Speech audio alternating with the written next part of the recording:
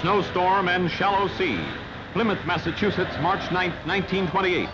Saved from death in icy waters by Coast Guard ships, here are 25 of 270 passengers and crew of stricken steamship Robert E. Lee, which just 4 miles from shore hit submerged rocks and was then purposely sunk in shallow water. Manomet Point life-saving crews head for vessel. All on board steamer have been successfully taken off, but their severe ice and pounding seas will wreck craft beyond repair. Watchers wait anxiously as, near stern of steamer, Coast Guard boat capsizes, tossing crew of 8 into storm-racked surf. 6 cling to overturned rescue boat, but 2 of crew decide they'll swim icy waters to shore. It's tough struggle, but snowbound beaches are in sight.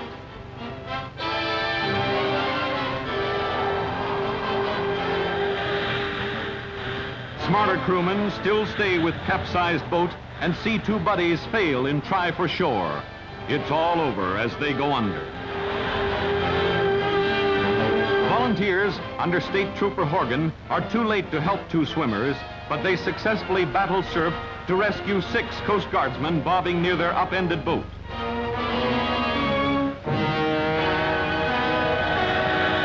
All 6 are hauled to safety, but 1 later dies of exposure. Toll of the blinding snowstorm and storm-tossed shallow seas, 1 heroic adventure, and 3 men's lives.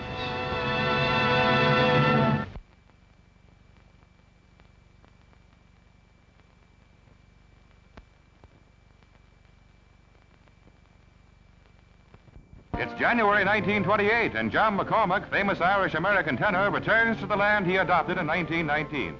The man who made McCushla famous. Bernard McFadden at 60. In Sculptor's studio, he displays his famous physique. It's 1928, and they're making a statue of the man who founded physcultopathy, healing through physical culture. His famous face gets a pasting reminiscent of the custard pie comedy of a decade before. The set plaster comes off at last. Bernard McFadden is a picture of the health he preaches.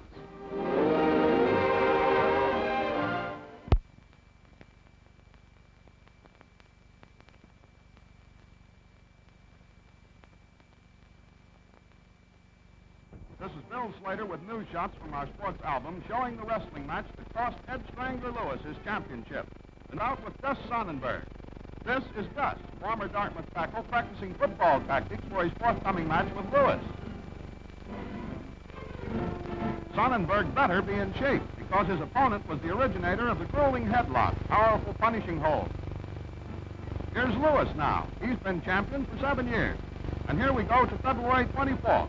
And the unbeaten Dartmouth grappler is in the ring. Here comes Lewis, knowing that his opponent is young, talented, and tough.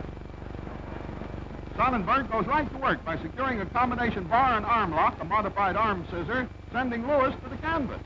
Gus, with his back to the camera, puts on the pressure and one of the most difficult to break of all wrestling holds. Up to this bout, Sonnenberg has never had an opponent last longer than 7 minutes. And his early work on the champion indicates he wants to get this one over in a hurry. Lewis threshes in agony and kicks out to lessen the pressure. And there he did it. He broke the hold. The champion's on his feet. Sonnenberg is limping, and Lewis is looking to grab him in a headlock. And he did it. Head chancery and body roll, and Sonnenberg kisses the canvas. But for once, the Lewis leverage isn't faking.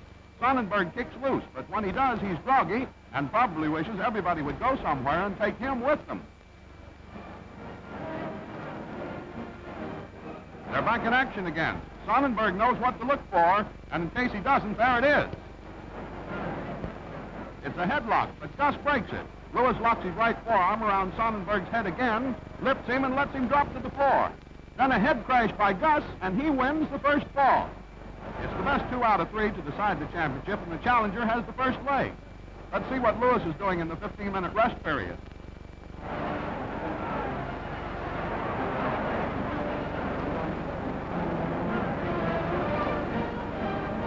He looks like a very tired champion, doesn't he? Hold everything, friends. Here they come again. And Lewis has his famous headlock working.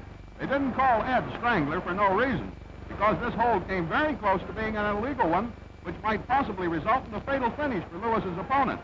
The referee is watching closely as the Strangler yanks Sonnenberg off his feet, but Gus kicks loose from the headlock and goes to the ropes for a respite. The end of the match is coming up as Sonnenberg butts, and the crowd sees Lewis land on the apron of the ring. He's back in, only to be hit by Gus's head again.